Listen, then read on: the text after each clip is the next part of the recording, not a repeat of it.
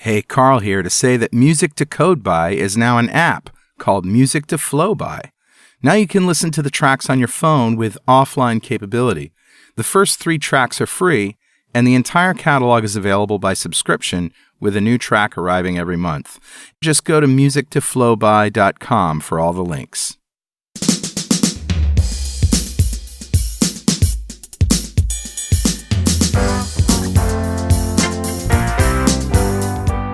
Welcome back to .NET Rocks. This is Carl Franklin. And this is Richard Campbell.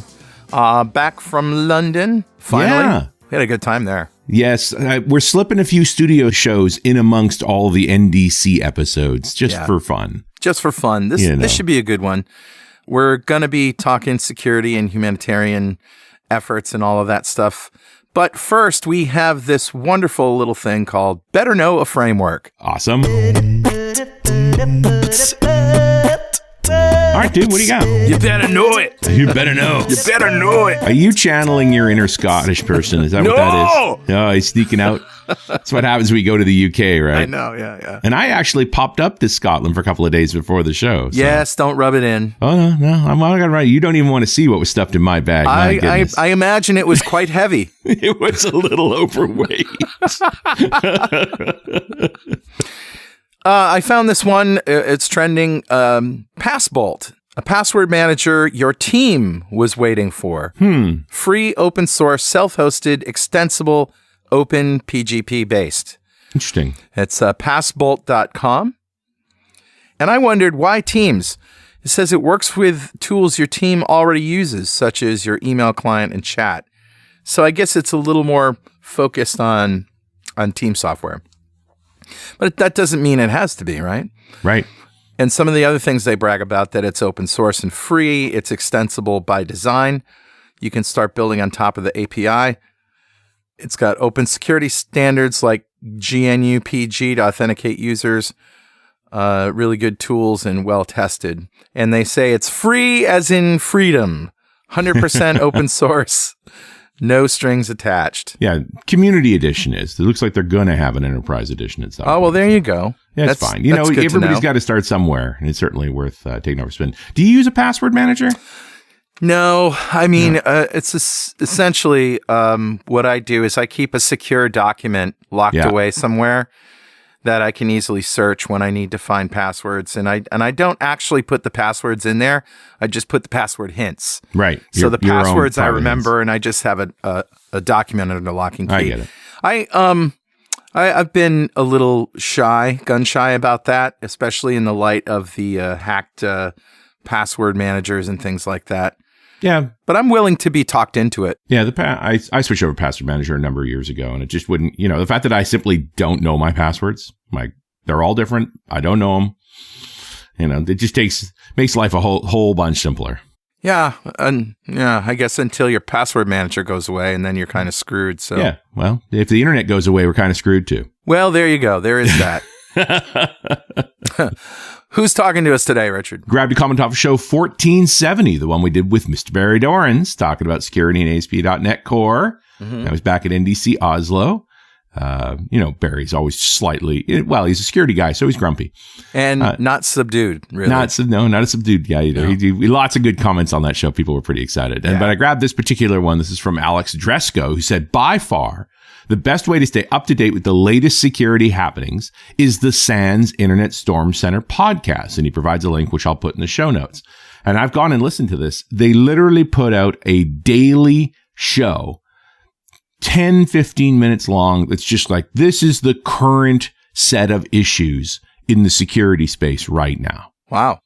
So totally, if this is on your mind, if this is what you care about, the fact that you can have a little hit basically every day of where they're at. And they actually have on the website, there's sort of a current status level, like green, yellow, red. So if there's a major crisis going on, when Spectre and first came out, they were flagged red for a while they were dealing with that. But the moment, when we're recording the show anyway, which is, a month before it's going to be published, it's green.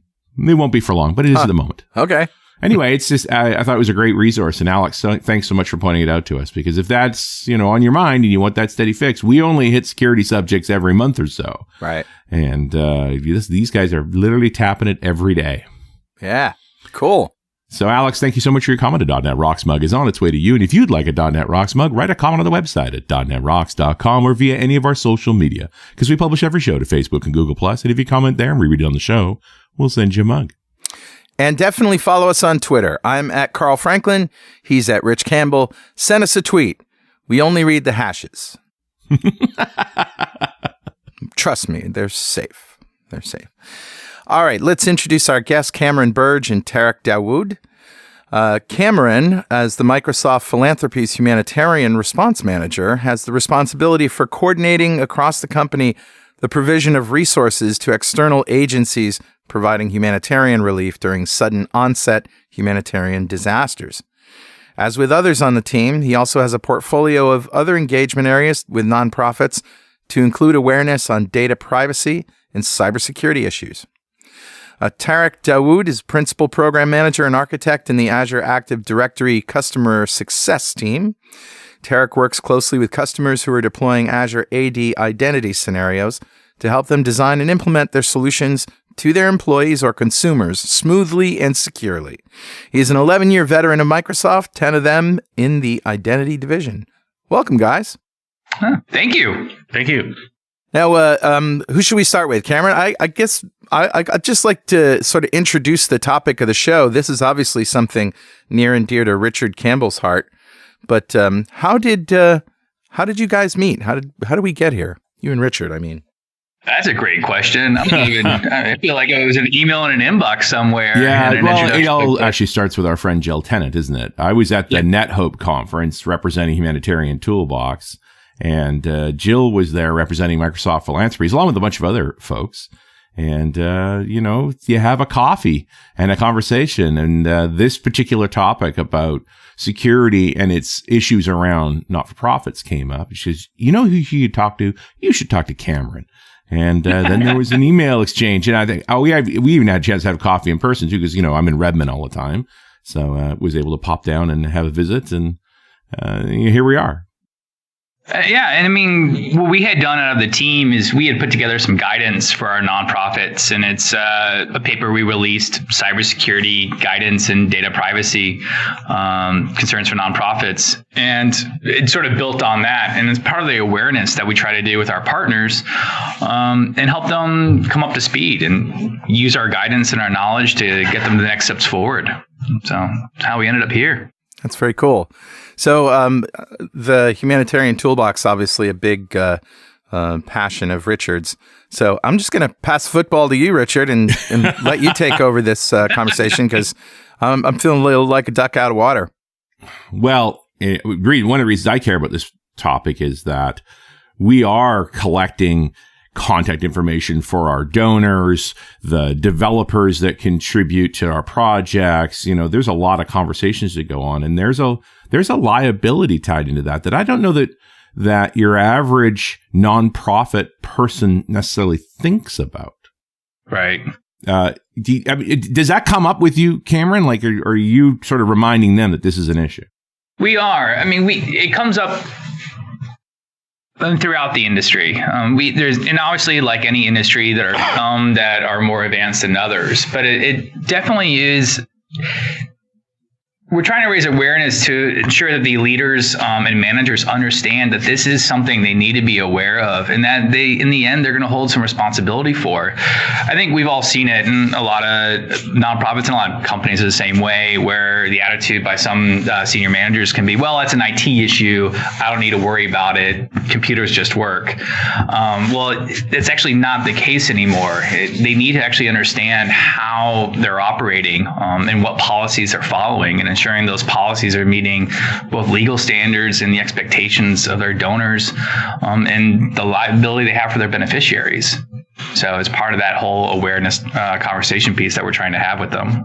Yeah, I think there's a couple of angles to this. The first one is don't be a stepping stone. What we're seeing in the security industry is that hackers try and bash their heads against big enterprise customer security. They're having resistance, and they try to work their way down the stream. So they will go against a small nonprofit that's working with a bigger nonprofit that's working with a big enterprise to work their way up by compromising the smaller one, then sending phishing emails from that one to the bigger one to the big enterprise.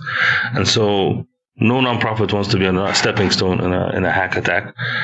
The other one is, as Cameron said, is basically without IT, you still have to ask some of these questions. You have a donor database. Who has access to it? Let's say it's on paper, no tech. Who has access to it?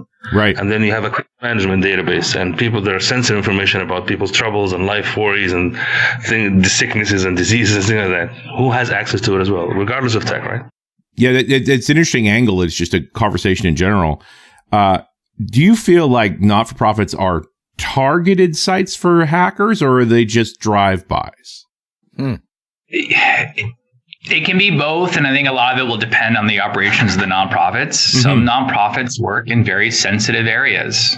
In those areas, the reason they're sensitive is because they're targeted by what you could call malicious actors from a wide spectrum of backgrounds who are going to seek access to that information. I mean, if you are an agency that's providing support to areas in a conflict zone or areas whereby the humanitarian emergency is derived from political instability, then there are groups who are going to be vulnerable. And so support for those groups, other actors are going to want to know what's going on and have access to that information. Yeah, freedom of the press, human trafficking, even things that may look very benign, there may be bad actors who don't want you to succeed. And I'm going to put my naive hat on at this moment and go, well, the organizations that work in scary places like that are advanced and organized and have strong IT teams, right? Many do. And a lot of it is you have nonprofits that are trying to do the right thing, but a lot of them are subject to the same funding issues like anybody else. I mean, one of the things about the awareness that we're trying to do is actually not just for the nonprofits, but to raise awareness for the donors that trying to emphasize low operational overhead or not providing money for core infrastructure, you're actually increasing the risk for the agency you're trusting to run very sensitive programs. And they need to be more open to having those conversations with nonprofits to ensure that they're operating with the right tools overall. Yeah, it seems to me it's not just a tools thing, but an education thing. And there's everybody who uses technology, everybody who uses email needs to know some things, right? You don't click on attachments from people who send you things that you weren't expecting. You know, there are certain things that you should never do. They just make common sense. I mean, and that's how they get in. You know, they pose as your friend or your mother or your brother or your sister or aunt, and they say, "I just saw this on the internet. Thought you might be interested." You click on it. You have no idea what you're clicking on. You know. And then, of course, when you do get there, something pops up that says, "Hey, you have a virus. Click here to clean it." Oh, yeah, that's brilliant. I've actually spent quite a number of years in the industry in the field. And, you would end up in remote locations and with wonderful national staff who are, honestly working their butts off. But sometimes the agencies need to sit down to ensure that they have a modern understanding of the tools they're being asked to use and the risk of those tools. And a lot of times that can be lacking. I also want to tie it back to the local community charity. I got to think there's a certain number of listeners out there, software developers, maybe they work with their community club or their church group or something like that. They are also holding on to data. While they may not be targeted by black hats, they're certainly vulnerable to drive-bys, and they have the same basic data concerns. And to your point earlier, Richard, I think what people don't understand is that there's actually now kind of an infrastructure for hackers and bad guys. There's one of the most common password spray tools is like $45.99 and it comes with with an 800 support number. And wow, that is so sick. So, and this is, so you don't even have to be, it used to be that you have to be this, smart CS student who, knows a bit about hacking or something. And now it's so much simpler. You actually just order stuff and you buy it. It comes with the most popular, password spray list. But if you want to upload your own custom one, you can give it, and it runs it and it gives you which password succeeded and which ones failed against an endpoint, whatever the endpoint. I would love to hear report that support conversation. Yeah.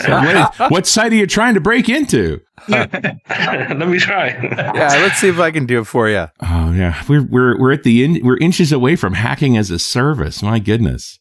I think we're there, man. Yeah, we're there. So they are now starting to basically attack both Azure and AWS by simply spinning up their servers there for a while before we can detect that they're bad guys, and they're starting to.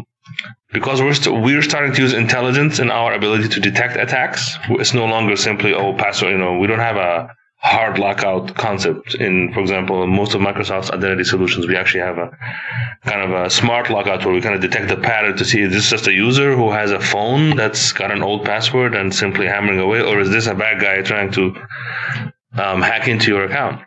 And they're starting to now build machine learning solutions on top of these clouds to run them against our endpoints to basically build their own conclusions about how we are detecting them.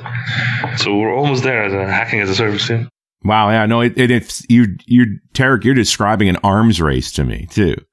That you're clearly, the public cloud providers, the Azures, Amazons of the world, are gearing up and arming up and getting more sophisticated. But it sure sounds like the attackers are too. Absolutely. Yeah, and that sort of goes back to the conversation we have with these agencies, which is, turning to an organization, like, what are your core competencies? Mm-hmm. I mean, if you're not actually an IT oriented organization, then what steps have you taken? Are you using cloud solutions and then relying on somebody who's got more experience on this to handle it and keep you secure? Or are you trying to do it all yourself? And there's nothing actually wrong with doing it all yourself, but do you have the right skill sets to ensure that you're doing it correctly? And if you can't answer that last portion, then you really need to look at the first portion. There is an argument to say that every company is now a software company in one sense, but let's not have that argument this time. Let's just, because it's I think it's an interesting angle, and I'm sure it'll just alienate a certain number of people. But you're using the internet. You have computers. Your donors and your volunteers and your management all have smartphones, so they're all carrying computers with them all the time. There's an issue here, one way or the other. And now that we've sufficiently scared everybody, what do we do about it? Yeah, and in particular, I'd like to hear some stories, both of some attacks that have happened and how people have fought back. We have examples, obviously without names, but so we're putting in some really cool technology. I think commercially we call it identity protection, for example, on the enterprise side. But it's also actually backing even the consumer side, like your Xbox Live account, your Hotmail account that you don't pay anything for. So we're still trying to protect with the same technology. And we have examples. Alex Weinert, head of identity security in our division, he gives talks at like RSA conference and gray hat conferences, where he shows an attack on a school, basically where a hacker was trying to basically password spray the school, and how we were able to immediately distinguish his attempts to log in from the students, and then slowly block him while keeping the students. So basically, he may be trying the same account that is actually successfully logging in with the same password, but he would get a response that it's a failed login, and the kid would be allowed to log in. So it takes a lot of smarts to actually get there, because it's not simply IP detection. It's a combination of things that we call your login profile. Yeah. But success story, because we were able to detect the attack, block it, prevent it, frustrate him to where he stopped and walked away, and then the school was never even aware that this was happening altogether. Well, that is a success. So you didn't let him know he'd been caught. You let him continue to try, but no password to give was ever going to work. Exactly, until he gave up. So basically, and Love he it. walked on. Yeah. Yeah, I think I like that approach. It's like not tipping your hand that you've been seen. Rather, go ahead, waste your time. There is no password that's going to work for you. Yeah. Yeah, it's a very interesting game of cat and mouse. So they also have their own detection mechanisms to see, for example, if you return a 404 or a 401 as a response, are you taking longer on certain 401s than the others? Because we try to guess from that this is maybe an indicator that the username was right, but the password was wrong, or that both were wrong. And so there's a lot of effort we do on our part to also make sure that when we're bluffing, we're actually responding at what looks like exactly the same time and the same way that we do when we're actually responding correctly. It's a very sophisticated game. Guys, hold that thought for a minute while we take a moment to hear this very important message. Hey, Rockheads, this is Carl. Have you tried JetBrains Rider? It's a new cross-platform .NET IDE that's light yet powerful and comes from the makers of ReSharper, IntelliJ, IDEA, and WebStorm. You can write .NET code on Windows, Mac, or Linux. Rider has you covered. Rider helps you develop ASP.NET, .NET Core, .NET Framework, Xamarin, and Unity applications. Most languages used in .NET development are supported. From C#, VB.NET, F#, and XAML to ASP.NET Razor syntax, JavaScript, TypeScript, and all that other front-end stuff. It comes with navigation, thousands of code inspections, refactorings, unit testing, debugging, rich coding assistance, and more advanced IDE features powered by proven technology from ReSharper and WebStorm. Download Rider now and take it for a 30-day trial at rider.netrocks.com. That's rider.dotnetrocks.com. And we're back. It's .NET Rocks. Carl Franklin and Richard Campbell talking to Cameron Birge and Tarek Dawoud about security, in particular what they're doing about managing break-ins and hackers in nonprofits. And not just nonprofits, but this sounds like you guys have got some good strategies for dealing with all kinds of attacks. Well, I mean, it's not really strategies. There are some overall steps that we are advocating for that nonprofits and other humanitarian organizations should be taking, and actually just industries and everybody should be taking in general. Yeah. And sort of like there's 5 key areas that we highlight, and you'll notice none of them are actually about using a specific technology. It's about actually your practices and your policies. Yeah, okay. And like the first one is like, don't create your own standards. This work has been done. Yeah, known problem. Known problem. I mean, we advocate, the message we're giving out is the use of the NIST framework. And what that allows you to do in that framework, which is a U.S. framework, but it works around the world, all it is it sits down and has you walk through what's important to you, where your responsibilities are, have you self-identify your weaknesses, and then try to figure out what order you need to go in to start addressing. Because you can't fix everything all at once. Nobody has the resources and time for that, and we know that. And not everything is necessarily the highest risk. So it's about help you walk through and be a guide and be a reference you turn to later on. And that's like step 1 that we advocate for. And like the next one is, again, partner up, join coalitions. We are where there's a nonprofit we know that they ended up having an unfortunate cyber intrusion. It took them months actually to go ahead and remove the intrusion off their network. In the process, though, they actually ended up having a relationship with a security firm, and they wish they had the relationship before. And the firm was great, really helped them walk through. And they later figured out, and the advice they started giving to others in the coalition was hire a partner with hours, guaranteed hours, to do one of 2 things. Either one, if you have an incident, they're already on contract to come help you out immediately, bring in professionals. And if you don't have an incident, they'll help you with your rehearsals. Like, so how do we practice a future event? So they join up with those out there and learn the lessons from others. Those are the first 2 right there. And not to play on the nonprofit side, but do you find that these firms are willing to at least make a discount for someone that's in the charitable configuration, or is that even relevant? We definitely have seen that. I mean, even our partners that we work with and helping other agencies to help other agencies support nonprofits.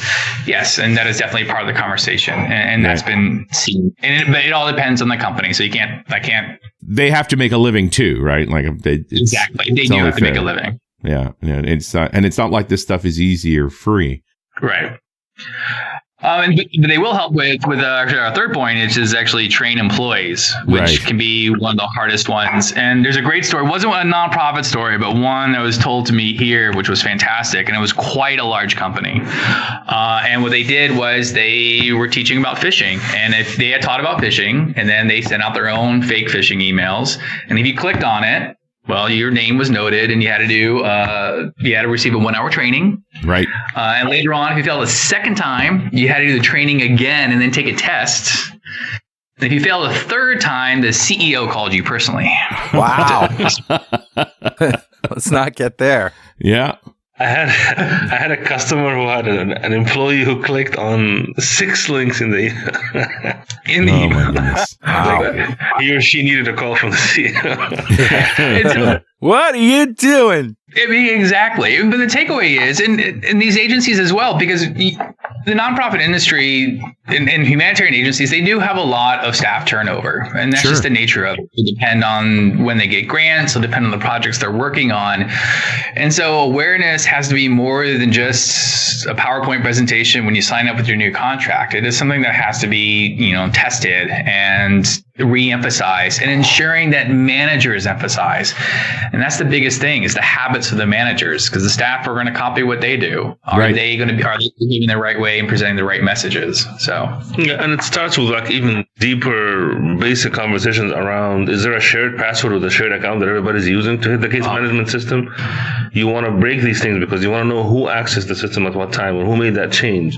And these are non-tech conversations. Yeah. If you had pen and paper, would you have wanted to know who's making the changes? And so having these conversations, and I think there's also like basic postures about, for example, your privileged accounts, the things that set up let's say you're completely cloud present, and we're not even going to stick to Microsoft Tech, so Office 365, Google Apps, whatever you're using to just establish your basic collaboration software like email and things like that.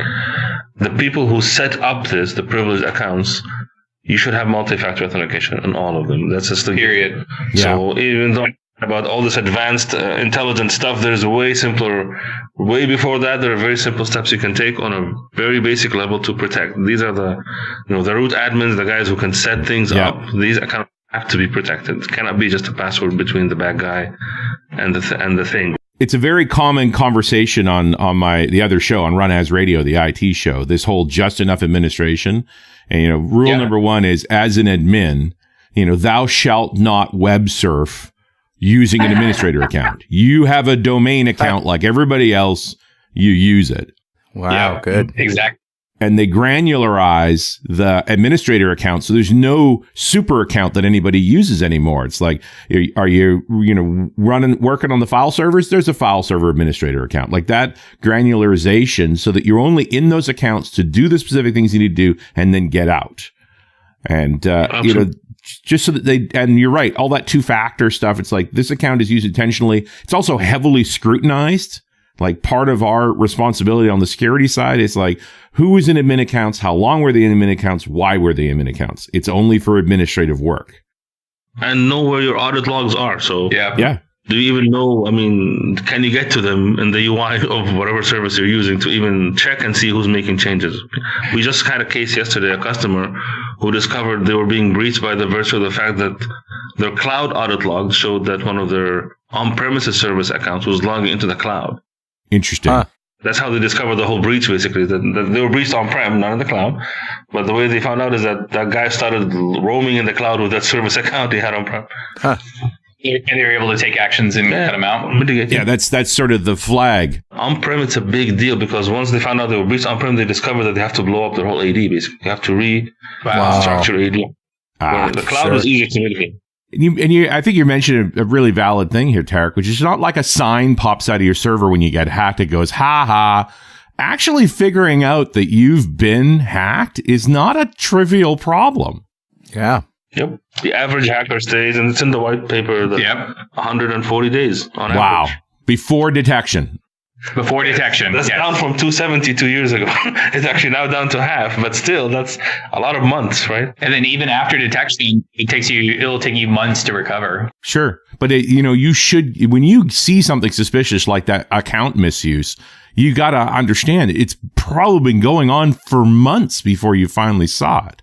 Mm-hmm. Yep. And that's why when you hire these firms after the fact, they come in and the first thing they try to do, they may not actually tip their hat or let the bad guy know that they're in. They just, because they want to know how far has he been moving or she's been moving around. Are they've been around here for a while? What servers have they been into? And so they have to actually watch for a little bit before they actually start blowing things up. Yeah.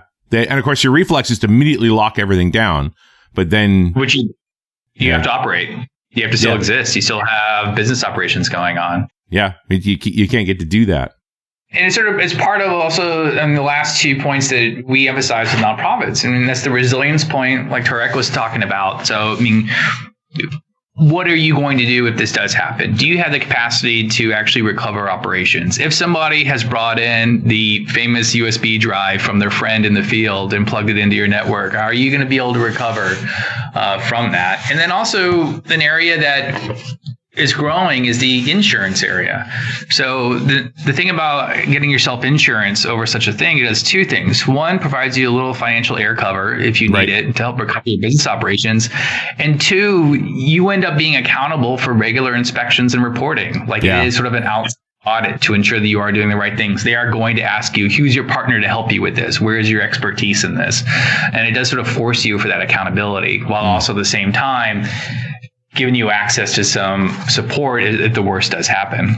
I think the GDPR rules that are coming this year are going to help with getting budget around stuff like insurance, because they are talking serious fines for breaches. Yes. Mm-hmm. Serious fines for breaches, and also senior management has to present their compliance before the breach and their awareness of the compliance. Right. Yeah. You have requirements to notify once you are aware of a breach within a certain number of days. Yeah. Yeah. Hey, Richard. Yeah, buddy. Guess what time it is? It must be that happy time again. Yes. It's time to announce a new product to help you hack biometric fingerprint readers. It's called the X-Hacto knife. Oh, no. It's very effective, but the setup process can be a bit difficult. Bloody? I think I saw that in a movie somewhere. Anyway. Easier to do with gummy bears. No, it's true. You heat up a gummy bear, it's nice and soft. You're not supposed to give away those secrets, Richard. They did it on Mythbusters. I'm just saying. All right. Gummy bears. It's actually time to give away a DXperience subscription to one lucky member of the .NET Rocks fan club. Become a UI superhero with DevExpress UI controls and libraries, and deliver elegant .NET solutions that address customer needs today, and leverage your existing knowledge to build next-generation touch-enabled solutions for tomorrow. Whether it's an Office-inspired application or a data-centric analytics dashboard, DevExpress Universal ships with everything you'll need to build your best, without limits or compromise. And check out their DevExtreme React Grid, built from the ground up to fully support all the cool features that come with React, like the virtual DOM, and state controllers like Redux. It supports master detail, sorting, grouping, paging, and editing, and you can check it out for free on GitHub. But learn more and download your free 30-day trial of DevExpress Universal at devexpress.com/superhero. Well, all right, buddy. Who's our winner? Today's winner is Ivan Vasilevich. Oh, congratulations, Ivan. Yes. Are those the clappers? The clappers. I heard the clappers. Yeah. Yeah. I had a pair of those in my bag. So, when we're out in the field, like in London. When we were in London, we could have been using clappers. But, it's so much better to get a round of applause. Yeah, no, I totally agree. Especially when we're on stage and you can have several hundred people applauding for someone. Yeah, that winner probably felt really lucky. Yep, no question. Well, they will, because it's the next show after this one. Yeah. He said, time shifting like crazy. He said, well, Ivan just won the DXperience subscription. That's a big pile of awesome from our friends at DevExpress, just for being a member of the .NET Rocks fan club. And if you don't know what that is, go to .NETRocks.com, click on the big Get Free Stuff button, answer a few questions, and join the fan club. We have thousands of members all over the world. In every show, we like to give away stuff from our sponsors. And every December, we give away a $5,000 technology shopping spree to one lucky member of the .NET Rocks fan club. But you got to sign up to win. And now it's your turn, guys. If you had $5,000 to spend on technology today, what would you buy? Cameron? That is a great question. If I had $5,000, I know what I would get. I'd get myself the Surface Hub. Mm-hmm. Yeah. Yeah, you can spend a lot more than $5,000 on a Surface Hub. You get that 80-inch version. I think it's 20. Yes. You guys might get an employee discount. Exactly. See, that's what I'd be relying on. But I think there is. The small one's like 55 inches. I've contemplated that because it's just like it's like the ultimate projector. It's such a good gizmo. They're just beautiful and fun, and they're gorgeous. We don't have access to them as at my team, so we do look at them on some other desk and be like, "Wow." Well, they've been sold out for years now. Like they can't make them fast enough. Wow.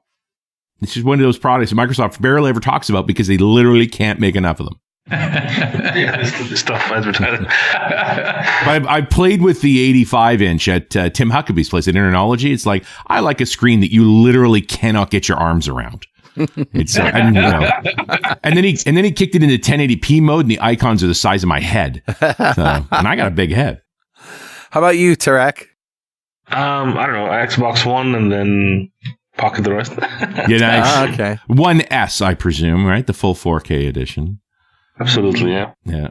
We did have a winner a couple of years ago who built out a full dev machine for building stuff for Xbox that included the Xbox. And all the paraphernalia. It's interesting, we're indulgent when we're just like, hey, if you had $5,000, what would you do? But when you actually confront the winner with the money, they're so practical.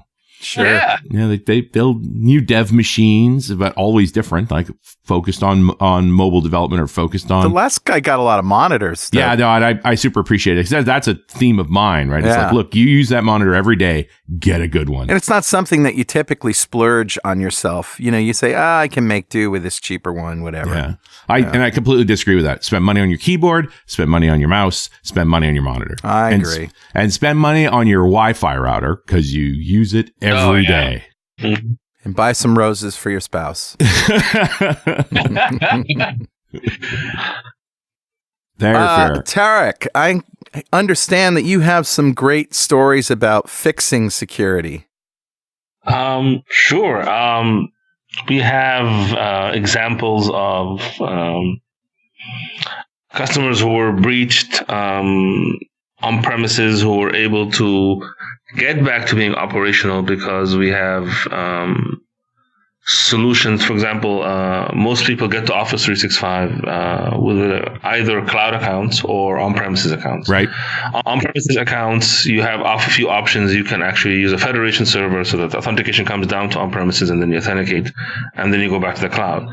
Or you can synchronize your password hashes, not your passwords, your password hashes, because everybody freaks about, my passwords are in the clear text. No, they're not.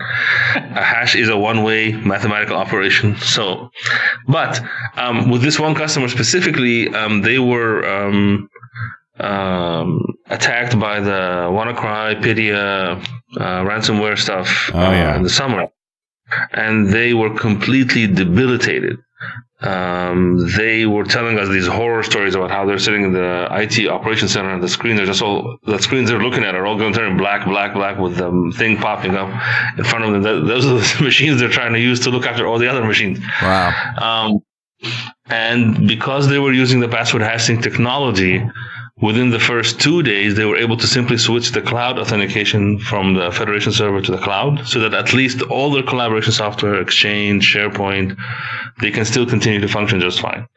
And while they worked on, let's nuke AD and start over and new domain controllers, or let's restore from backup, and that process takes a good week. Wow. Just to get back to where you have your core servers up and running, your file servers, and so on. Another customer who didn't have that, for that same week, they were basically using Yahoo emails and Hotmail and Gmail because they had no collaboration infrastructure, right? They couldn't authenticate to their own email. So they had to basically go use personal email. Like, I'm going to WhatsApp you this information. Yeah. Big difference. Yeah, no, huge difference between the two. And it's interesting to see what gets exploited and what doesn't in that particular scenario. Now, with a WannaCry, it's an outage. Like, you find out your attack because you're broken. Just briefly tell us about that, WannaCry. So it was ransomware that was basically, it was actually came out a few weeks ago, that it was designed actually to attack some popular accounting software in Ukraine. But of course, as with these things, once they are out in the wild, just like normal viruses and diseases, they just go everywhere. And so it showed up in the UK very heavily, and it brought down part of the health system. Actually, it crippled the hospital, several hospitals actually, because the malware itself, once it gets to a computer, tries to gets to root level access, kernel level access, and then encrypts your drive, and then pops up a ransomware message that says, if you want this content, pay this much. And it does that, and it was just very irreverent and just very crazy that it typically wanted to target end user or consumer PCs, but it was actually moving all across the network. That was basically doing this to your file servers, your print servers, everything. It was just running wild. Domain controller, if it landed anything, it would just lock it up and pop up that link. And so that just became very debilitating for a couple of our customers, and we had to work very close with the cybersecurity team to actually help them get back on their feet. A lot of those things resolve themselves by the people just giving in and paying the money. How did you guys undo it? Most of the big enterprises, they did not pay the money. I mean, maybe individuals did, but most of the big enterprises, what they had to do is basically, first of all, you find, and if you're doing proper AD backup, then there's a copy of your domain controller a few days old that it doesn't. So you bring that back up, first of all, so that you don't have to re-establish accounts for your users with new passwords and new everything from scratch, and then teach everybody their new credentials. That's a big hit. Sure. So once you can restore your AD backup, then you start bringing your file servers from clean again, one by one by one. If you had backups of those, good, then you can restore the data there again, a few days old. But the whole key point is identifying when you were first infected. Exactly. Now, the good thing about this one, because it was such a bad ransomware, you knew when you got first infected because it didn't give you any time. It was just running crazy. So, but a more subtle attack, you would have a harder time figuring out the point in time where the ransomware was on your network. And those things, how was that spread? It was spread by email? I think the first attack will come through a phishing attack with an attachment or a link that you click on and would install it on your machine. But then it spread horizontally through the LAN very quickly. Yeah, it's interesting how those initial breaches happen. Like they're quite intelligently targeted these days. It seems like there are good lists of real email addresses of senior people in organizations, so that you're not just randomly bombing emails. You tend to get it sent to the right person from the right person, so that they click on it. I mean, the issue is and it happens, especially some of the larger ones, and we've heard the stories, but you'll have hack teams that have decided to target you, and they'll have social analysis being done on the key senior staff. And they will be looking at your public persona, and then that way they'll know your kids' names, and then that way the links are about pictures of something relevant that looks like it's from a friend of yours. So they're sitting there and they're working on your profile to ensure that they're targeting you specifically when they've decided to go after an organization. Are there services out there that you can forward suspicious emails to and say, is this a phishing attack or not? There are, and we have our own Office product. Our group has the ATP, Advanced Threat Protection, which what it does, it will detonate when you're getting an attachment in an email. It will actually spin up a quick VM, open Outlook there, open the attachment there, see what actually happens, and then if it feels that it's safe, it will let it through. If it looks like suspicious or malicious, it will hold the attachment. All of this dynamically, like without you even being aware of it. Right. So it doesn't even end up in your inbox if it's detonated and doesn't like the attachment. Wow. That's very smart. That's an Azure service? It's an Office offering, an Office 365. It's the Advanced Threat Protection, right? Yes. Yeah. A little bit more on the IT side, but it's like you can be using Exchange Online or even Exchange on premise, and you can be using Advanced Threat Protection, and it does stuff like that for you. Right. Yep. What about these more? We mentioned a scenario where you notice an account being misused, and that's the beginning of sort of unraveling a hack that has literally gone on for months. Like, what is the correct sort of process? Or can you walk us through a scenario that you've been through to clean that up? The first thing, as Cameron mentioned, is you got a cybersecurity firm and they do forensics. First, you have to understand how wide the attack and this is. This just one guy who got lucky? I got to think you're still at a point where you're saying, is this an attack? But more importantly, how far? What is the attack? So, for example, I work with a customer who was compromised. The bad guys got in through a regular, typically external account. That a lot of customers, what they do is they create create AD accounts for external people who are coming in to do work with them, like vendors and contractors. And in this case, this person came through that, got through the VPN because the VPN did not have MFA on it, so it was just username and password. Came in and then elevated to domain admin, and then elevated to enterprise admin. But that person was trying to go to the credit card information. Right. So that person was not trying to debilitate the company. They were just trying to get to the credit card. They were trying to steal, like the Target hack, for example. And his goal being that you never knew he was there. He's got the credit card information and he's gone. Exactly. In this case, it's so subtle. And just because he made some mistake where he triggered something inside the credit card system before he got to the data, where they were able to see that. And then they had to leave him there, and hire the security firm, got the security firm in to look and watch for a bit more to see what is he trying to do. Because at that point, all they knew is that someone has an enterprise admin creds in their AD and is running around. So that's got to be so creepy feeling. Wow. Exactly, yep. But it's necessary, because if you're going to... Once you decide I'm going to stop them, you have to know, what are you going to stop? Are you going to blow up AD? Are you just going to delete an account? What is it that you're trying to do? How many other credentials do they have? Yeah. Because the whole key point is I could kill the enterprise admin account that they're using, but they may have a domain admin and then they come back again after a little bit. Right. And so you have to know everything that they have if you're going to show your cards. If once you show your hand, you have to actually be pretty certain you have a good handle on what they have. Right. So, I mean, takeaway from Tarek is you need to have that competency in-house that has capacity to do that. If you sit down and acknowledge you don't have that competency, then you need to have a relationship with somebody who does. Right. Absolutely. And that person's not going to immediately slam the door. They're going to watch for a while to make sure they know what doors are open. That's very typical from in the industry. Yeah, it's got to be agonizing, right? To just know that that's going on. And one thing I wanted to mention, especially for developers, since the audience, a lot of the audience is developers, is yes.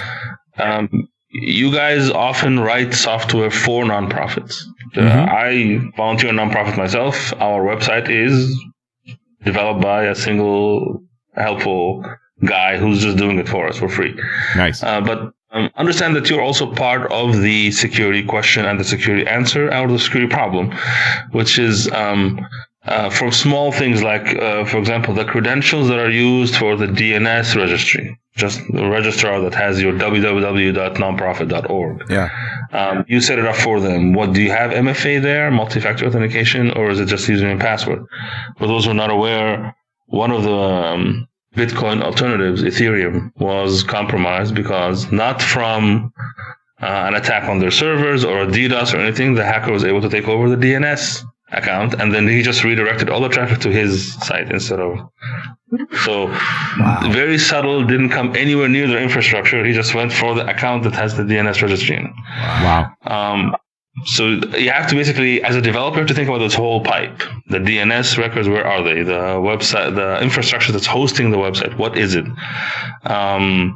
And keep an eye on the vulnerabilities of your stack. There's no perfect stack. All stacks get compromised and hit. And if you write something for someone using Apache version whatever, IIS version whatever, keep an eye on the vulnerabilities and keep them patched. Don't leave them with something that's 5 years old running on the web, because that leaves them very exposed. And it goes back to also the managers of the nonprofits. When you actually have these volunteers and they're motivated and they're excited, that's great. What are they building for you? And are you, as a senior manager, aware of possible risks that this work can expose you to? So have you taken the steps to mitigate it? Are you ensuring that volunteers' work doesn't leave you more exposed? Sure, as generous as it might be. Is the OWASP list still relevant in this equation? The OWASP, what list? Yeah, the OWASP top 10 application security risks. Oh, OWASP, yeah. OWAS. Yeah. freshly, refreshed for 2017. Number one, still SQL injection. Yeah. Yeah, so those are still there. Yes, absolutely. And of course, it's a good question to ask as a person who's hiring a developer, if he's aware of those. Can he tell you what is the S in strike or the D, right? The strike model for security. Like, are they able to kind of, if they're not aware of any of that stuff, you might want to worry, or you might want to have somebody, or you get somebody to oversee what they're doing. Sure. I don't need every dev to be a security expert, but I do need a security expert around to at least, have some oversight.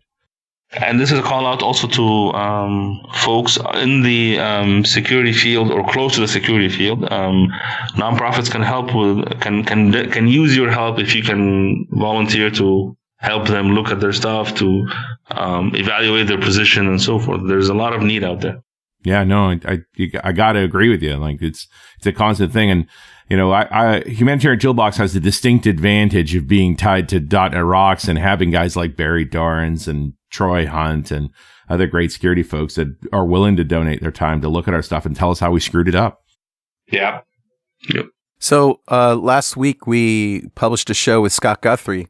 He was talking about a really cool button on the Azure portal that you could push, and it sort of does all this analysis and comes up with this list of things that you should be doing. Are there security checkpoints in there too in Azure that you can just say, hey, look at my websites, look at all of my code, and tell me if I'm exposing myself? There is the Azure Security Center in the portal, and that looks at all your IaaS, PaaS that you're running and kind of tells you best practices. There is a paid layer of Azure Security Center, Azure Security ATP, Advanced Threat Protection, which does more. Right. But at least do the basics. Yeah, and this is actually part of something, again, you're a developer, you're writing something on Azure for a nonprofit. Do the basics. For example, is your own account that logs in there, is it multi-factor authenticated? Are you using Azure RBAC to limit the access? For example, if you're a VM owner, you don't need to be a VM owner just to get logs. You can be a VM reader. You don't have to be an owner. So make sure that you're using least privilege. The third thing, for example, is this is stuff we learn in Microsoft because we run services, is you should have a process by which you push out the logs from your production machines to somewhere else where you look at them. Don't make it such that every time you want to look at the logs, you have to TS into the machine. You're just, because you're logged into an actual production machine. At some point, if you screw something up, you can actually bring down the service. What you should do is push out your logs outside and look at your logs somewhere else. And so have these best practices. These are not something just for, superpower software companies that are making big cloud services. You should have these practices even for small websites. They're good things to do. Awesome. Yeah, very good. Guys, thanks. It's been an enlightening hour. Thank you. Thank you, guys. This has been great. All right, Cameron, Tarek, thanks again. And we'll see you next time on .NET Rocks.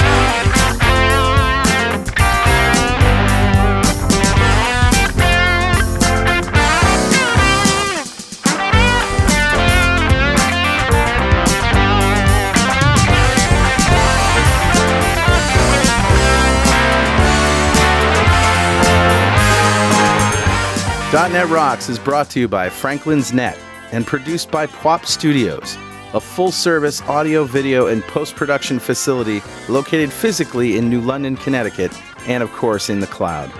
Online at pwop.com. Visit our website at dotnetrocks.com for RSS feeds, downloads, mobile apps, comments, and access to the full archives going back to show number 1, recorded in September 2002. And make sure you check out our sponsors. They keep us in business. Now go write some code. See you next time. Got a transmitter banned by the FCC. Yes, I'm a